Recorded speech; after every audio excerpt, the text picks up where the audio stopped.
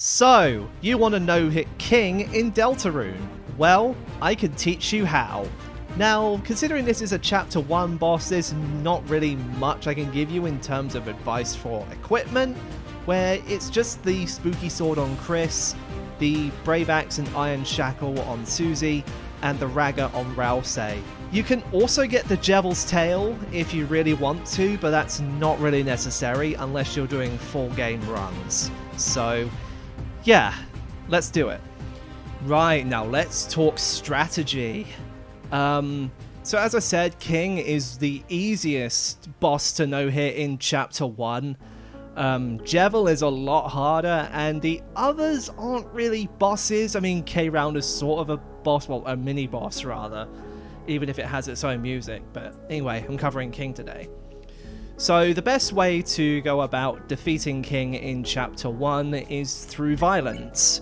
So before you do anything else, you can attack with Rousey on the first turn, but with Chris you need to go to the Susie act here that says talk. And of course, well, you can do either fight or defend since Rousey doesn't do that much damage anyway. And there are optimal ways to do this fight faster, but because I don't know that, I'm going to go with what I'm familiar with. This is an entirely outdated strategy, but it should be good if you want to just do no-hit King on its own. So attack with Rousey. So this will unlock Red Buster, which is an insane act in this fight. And I mean it quite literally because it does so much damage. Now, aside from grazing the attacks, there isn't really a whole lot I can tell you in terms of advice. The attack patterns are rather simple to understand. What that first one was just RNG. The second one is the up and down attack. All that's important here is positioning yourself between two different spades, just like that. Now, when you have 60% TP, you can use Red Buster. If you have the Devil's Knife from Jevil, you can use it for 50%, I believe. So, if you can get the Devil's Knife, then great.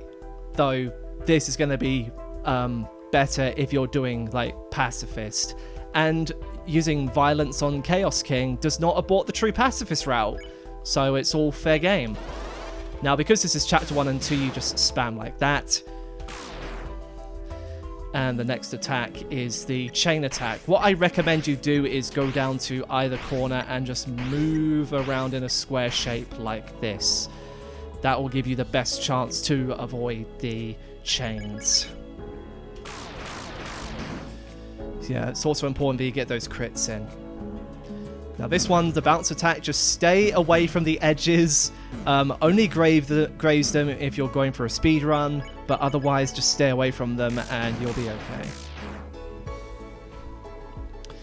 Right, the next one, the attacks are going to repeat, except this time they're going to be a little bit harder, so this time it's a bit more precise, but it's not as precise as, I don't know, say Sans, for example. Right, let's do Red Buster again.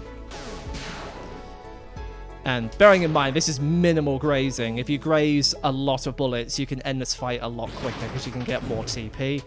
You can go over to the side here and get some free TP. Don't go too close to the spikes. Just do what I did and you'll be good. Holding X I do not recommend. I did that out of instinct. And defend with Rousey to get a bit more TP. So this attack again. You can do it slowly if you'd rather. Just be aware that you can get trapped in the corners. That has ended a couple of my no-hits, so just be aware of that. And let's go again. Like this. Now it's the bounce round box attack again, except the area is a little bit smaller, so the box is going to bounce a little bit more. So smash, just like that. Blanketed in darkness. So it's the first attack now, just a little bit more dense.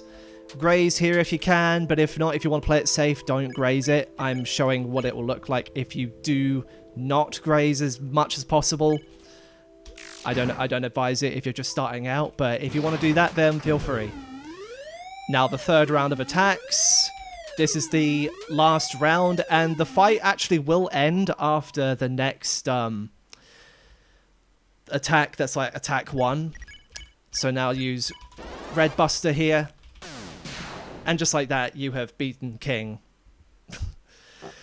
So yeah, it's really that simple. There's not much to say about it.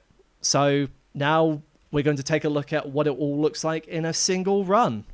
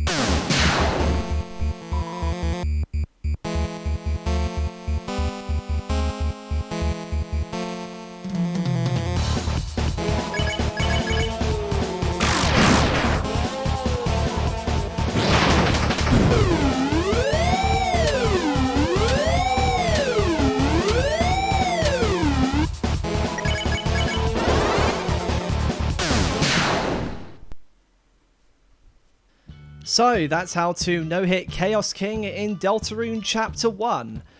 Now, back when I made the previous episodes and I said that there wasn't much to cover after this, well, believe it or not, there is more to cover after this. Next time, I'm likely going to be covering Flowery from Deltarune Chapter 5.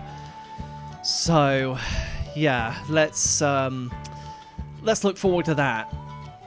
Oh, God.